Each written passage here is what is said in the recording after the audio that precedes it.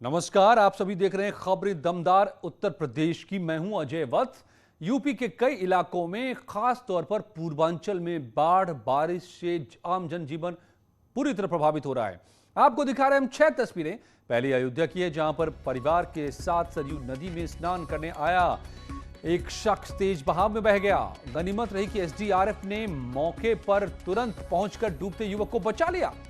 दूसरी तस्वीर है रायबरेली की, जहां से नहर कट जाने से सैकड़ों बीघा फसल तबाह हो गई। नदी के कटान से कई घरों में के डूबने का खतरा पैदा हो गया है। तीसरी तस्वीर गोरखपुर की है, जहां पर बारिश से हालात काफी खराब है। हाईवे, खेत खलिहान, घर मकान सब में पानी भर गया है। चौथी बहराइच की तस्वीर, जहां गांव में बाढ़ का पानी भरा हुआ है। शहरों से गांव का कनेक्शन कट गया है। पीलीभीत में भी यही हाल है। 12 से ज्यादा गांव में बाढ़ का पानी घुस चुका है। और सिद्धार्थनगर में, जहां नेपाल से छोड़े गए पानी से कई गांव जलमग्न हो गए हैं।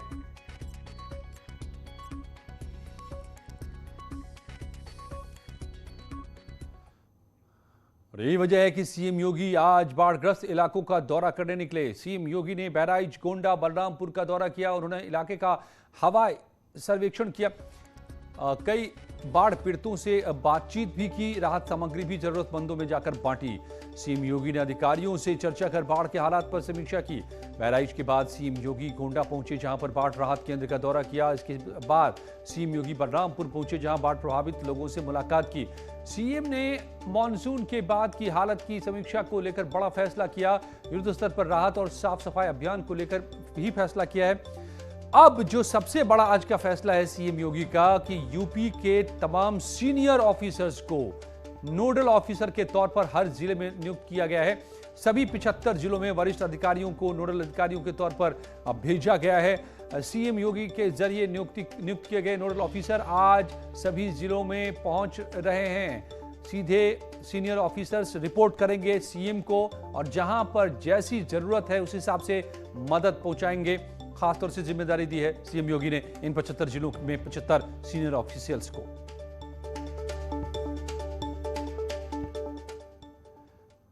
तो सीएम योगी के इस बड़े फैसले, युद्ध स्तर पर राहत और साफ सफाई का अभियान चलाने का, वरिष्ठ अधिकारियों को नोडल ऑफिसर बनाने का, सभी 75 जिलों में नोडल ऑफिसर को तैनात करने का ये फैसला, और बड़े लेवल पे सैनिटाइजेशन यानी कि साफ सफाई का अभियान चलाने का, ये राहत कैंपों का निरीक्षण और हर संभव मदद किया है। नोडल अधिकारी 7 सितंबर तक स्टेटस की रिपोर्ट भी सौंपेंगे। 7 तारीख को रिपोर्ट पर चर्चा भी करेंगे सीएम योगी। तो अब इसको समझिए कि क्या किया है सीएम योगी ने। कोरोना काल में भी ये फॉर्मूला अपनाया था, जो काफी कारगर रहा। जैसे ही दूसरी लहर आई थी, हर जिले में अब डायरेक्ट लखनऊ से बड़े अधिकारियों को इन जिलों में पहुंचा दिया। कहा कि जाइए जिलों में कैंप कीजिए और वहां के हालात हमें बताइए और वहां जो जरूरत है कीजिए। अब बाढ़ के जो हालात हैं इसे भी देखते हुए, और बाढ़ के बाद बीमारियां पैदा होती हैं, इसलिए साफ सफाई भी और जाकर बड़े अधिकारियों को तैनात कराकर वहां मदद भी।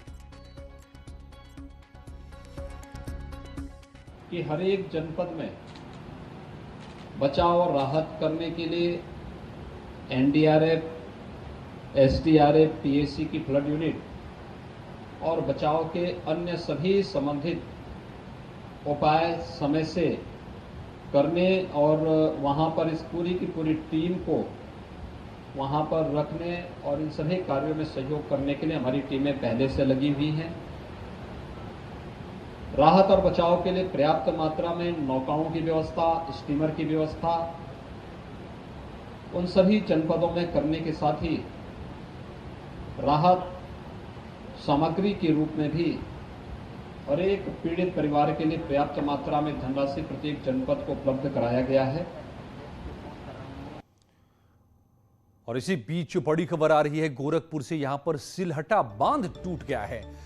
गोरी नदी पर बना ये बांध टूट गया। बांध टूटने से कई इलाके जलमग्न हो गए हैं। करीब 30,000 लोग इसके असर में हैं, इसकी जद में हैं। घरों में, गांवों में, खेतों में पानी घुस गया है। ये देखिए, बांध के टूटने से जो हालात पैदा हुए हैं। लबालब भरी नदी का बांध जब टूटता है तो फिर पानी का सैलाब कैसे गांव को अपनी चपेट में लेता है। 30,000 की आबादी इस वक्त इसी की चपेट में है। गोरखपुर के में घुसा गोरा नदी पर बना सिलहटा बांध टूटने के बाद कई गांव में पानी।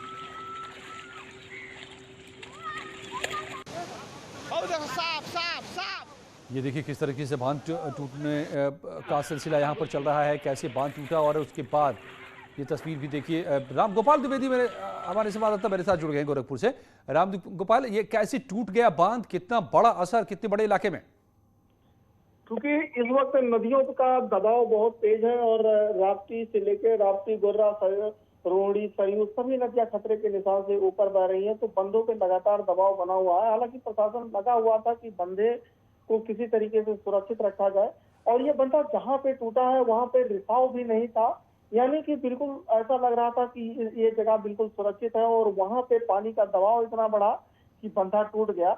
और उस बंधे के टूट जाने से करीब 20 से 25 हजार लोग जो है वो प्रभावित हुए हैं। कई गांव वो पानी से घिर जाएंगे, और इस बंधे के टूटने के तुरंत बाद जो आला अधिकारी हैं वो मौके के लिए रवाना हुए। कमिश्नर भी उस क्षेत्र का भ्रमण कर रहे हैं और स्थिति पे नजर बनाए हुए हैं।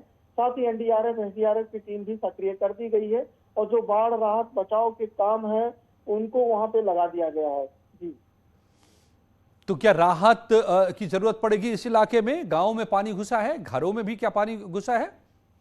बिल्कुल, इस वक्त गोरखपुर में 200 गांव के करीब मुरुंड हो चुके हैं और चारों तरफ पानी है। तो आप इसी से अंदाजा लगा सकते हैं कि कितनी भयावह स्थिति है बाढ़ को लेकर। और जब बंधा टूटा है तो पानी का बहाव बहुत तेज है वहां पे। गोर्रा नदी पे वो भी करीब 1 मीटर के ऊपर खतरे के निशान से ऊपर बह रही थी, तो वहां पे भी दबाव है। तो पानी अब लोगों के घरों में जाएगा। उसी का आकलन किया जा रहा है कि अगर लोग उसमें फंस जाते हैं तो एनडीआरएफ और एसडीआरएफ के माध्यम से उनको बाहर निकाला जाएगा।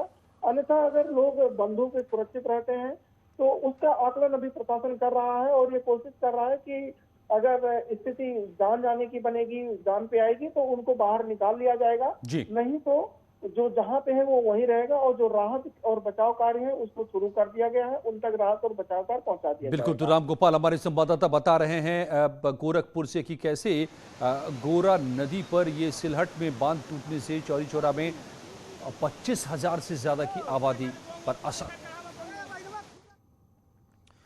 बीजेपी 5 सितंबर से यूपी की सभी विधानसभा सीटों पर प्रबुद्ध वर्ग सम्मेलन का आयोजन करेगी।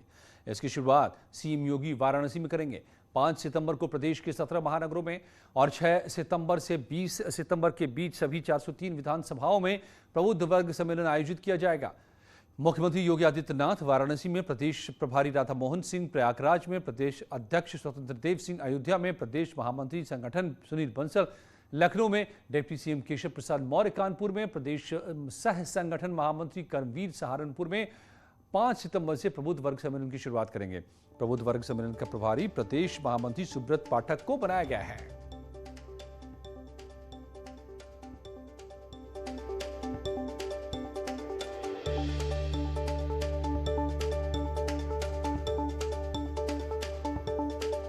बीजेपी प्रबुद्ध वर्ग सम्मेलन के जरिए ब्राह्मण वर्ग तक पहुंचने की के अभियान को शुरू करने जा रही है। 5 से 20 सितंबर तक ये चलेगा अभियान। अभी 403 विधानसभाओं में इस प्रकार के कार्यक्रम होंगे, और ये 5 तारीख से शुरू होकर 20 सितंबर तक ये कार्यक्रम सभी संपन्न हो जाएंगे। और 5 तारीख को हम लोग एक साथ सभी जितने भी हमारे महानगर केंद्र हैं, सभी महानगर केंद्रों में ये कार्यक्रम एक साथ में हो रहे हैं। और इसका शुभारंभ मुख्यमंत्री जी स्वयं बनारस से, प्रदेश अध्यक्ष जी अयोध्या से, मणिवंशल जी हमारे लखनऊ, केशव जी जो अपना कानपुर, और प्रयाग में राधा मोहन जी रहेंगे। तो हम लोग केवल प्रबुद्ध लोगों तक अपनी बात पहुंचाना, अपने सरकार के कार्यक्रम पहुंचाना जो हमने लोगों ने अब तक किया है, और आज के परिवेश में भारतीय जनता पार्टी क्यों जरूरी है, ये सारे विषय लेकर हमारे वक्ता लोग प्रबुद्ध लोगों के बीच में जाएंगे। नरेश अग्रवाल का अखिलेश यादव पर पलटवार सामने आया है। अखिलेश के माफी मांगने वाले बयान पर बोले हैं नरेश अग्रवाल, सिर्फ पिता और गुरु से माफी मांग सकता हूं, किसी और से माफी मांगने का सवाल ही नहीं उठता। अखिलेश बताएं मैं उनसे क्यों मांगू माफी, ये भी पूछा है नरेश अग्रवाल ने। मुलायम सिंह का मैं काफी इज्जत करता हूं, आदर करता हूं, लेकिन वो मेरी इज्जत जानते हैं और वो कभी मुझे पार्टी में लौटने को बोलेंगे नहीं, ये भी कहा है नरेश अग्रवाल ने। तो इतना तो साफ कर दिया है कि वो पार्टी में लौटेंगे नहीं, समाजवादी पार्टी में नहीं लौटेंगे। अखिलेश यादव ने इससे पहले कल कहा था जब वो पहुंचे थे पीलीभीत कि अगर नहीं मिल रही है इज्जत, नहीं मिल रहा है सम्मान, तो बताएं, इस बात को माने, माफी मांगे और फिर हम सोचेंगे कि उनको पार्टी में लाया जाए। सर कुछ दिन पूर्व अखिलेश यादव हरदोई दौरे पर गए। उन्होंने कहा कि नरेश अग्रवाल अगर माफी मांगें और कहें कि भाजपा ने उनका अपमान किया है तो हम उनको सपा में लेने को तैयार हैं। देखिए, पहले एक प्रश्न उन्हें समझ लेना चाहिए, हम जिंदगी में अगर माफी मांग सकते हैं या कुछ मांग सकते हैं तो ईश्वर से, अपने पिता से और अपने गुरु से। चौथा कोई आदमी ये हम सोचे कि नरेश माफी मांगेंगे या उसके आगे गिड़गिड़ाएंगे, ये उन्हें जान लेना चाहिए मेरे लिए ये संभव नहीं है। और न मैं राजनीति किस बेसिस पर करता हूँ। हरदोई की जनता, प्रदेश के लोग हमारे साथ हैं, हम उसके आधार पर राजनीति करते हैं। तो माफी किस बात की मांगे, पहले यही वो बता दें उनको। सर, क्योंकि आप खुद भी सपा के लंबे समय तक सदस्य रहे हैं, तो अखिलेश यादव की अगर कार्यशैली की बात करें तो उसको आप किस तरह देखते हैं?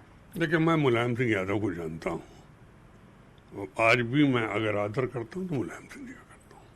सर, तो मुलायम सिंह जी अगर कहें तो आप वापसी करेंगे? मेरा ख्याल मुलायम सिंह जी कहेंगे भी नहीं, वो जानते मेरी जिद को, मेरे तौर तरीके को। मुझे उम्मीद है वो ऐसा कोई प्रश्न नहीं करेंगे।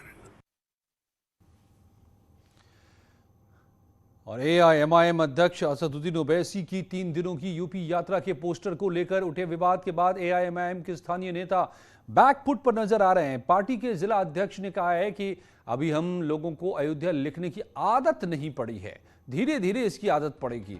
उन्होंने कहा कि हमारे लिए ये कोई मुद्दा नहीं है। ये भी दावा किया कि कई पोस्टरों में अयोध्या भी लिखा हुआ है। बता दें कि ओवैसी की जनसभा को लेकर के जो पोस्टर बनाए गए हैं उसमें अयोध्या जनपद की जगह फैजाबाद लिखा हुआ है, जबकि सरकार ने इसका नाम बदलकर अयोध्या काफी पहले कर दिया है।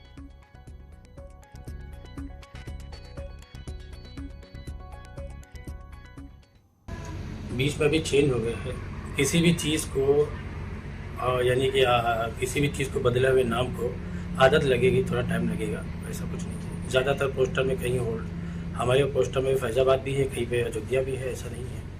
इससे हमारे लिए कोई ऐसा कोई मुद्दा नहीं है हमारे लिए कि हम अयोध्या ना लिखें और फैजाबाद लिखें। इस पे हमने सोचा नहीं। तो ये एक भूल से, गलती से ऐसा हुआ कि अयोध्या के बदले फैजाबाद लिख दिया। लेकिन वो क्या था जिसमें खुद ओवैसी ने ट्वीट करके बताया कि वहां तो मस्जिद था, उसे तोड़ा गया। और अयोध्या से क्यों यात्रा की शुरुआत कर रहे हैं अपने असदुद्दीन ओवैसी? जनसभा की शुरुआत क्या अयोध्या से ही रास्ता गुजरता है कि यूपी की पॉलिटिक्स में हर दलों का? और अयोध्या में क्या करने वाले हैं आकर के, क्या सवाल, क्या बयान देने वाले हैं ओवैसी? आज इसी पर है महाबहस। रात 8 बजे जुड़िए मेरे साथ। और टोक्यो पैरालंपिक में भारत को आज एक और मेडल मिला। प्रवीण कुमार ने ऊंची कूद में भारत के लिए सिल्वर मेडल जीता। एथलीट प्रवीण कुमार जेवर के रहने वाले हैं। इस जीत के बाद पीएम मोदी ने प्रवीण कुमार से बात की। सीएम योगी ने प्रवीण कुमार के परिवार के लोगों से बात की, उन्हें प्रवीण की कामयाबी के लिए बधाई दी।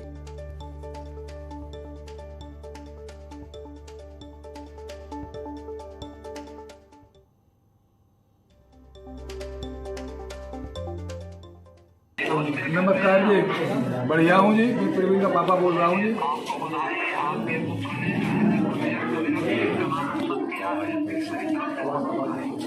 आप आपके लिए बता।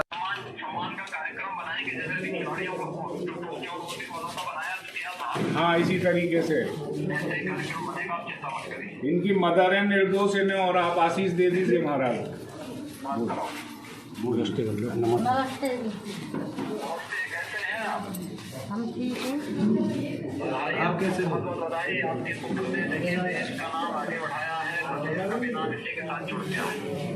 मेरा का सारे देश का पुत्र है।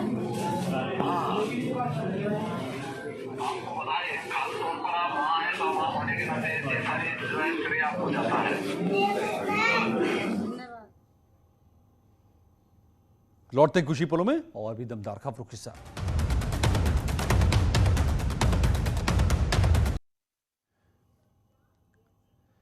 PhD chamber of commerce and industry की पर्यावरण समिति की पहल पर अंतर्राष्ट्रीय जलवायु शिखर सम्मेलन 2021 का आयोजन हुआ। शिखर सम्मेलन का मकसद भारत के स्वच्छ ऊर्जा में परिवर्तन के कार्यक्रम के लिए माहौल तैयार करना है। समिट में रिलायंस इंडस्ट्रीज लिमिटेड के चेयरमैन मुकेश अंबानी ने जलवायु परिवर्तन को बड़ी समस्या बताया। साथ ही RIL को पीएम मोदी के विजन के साथ बताया।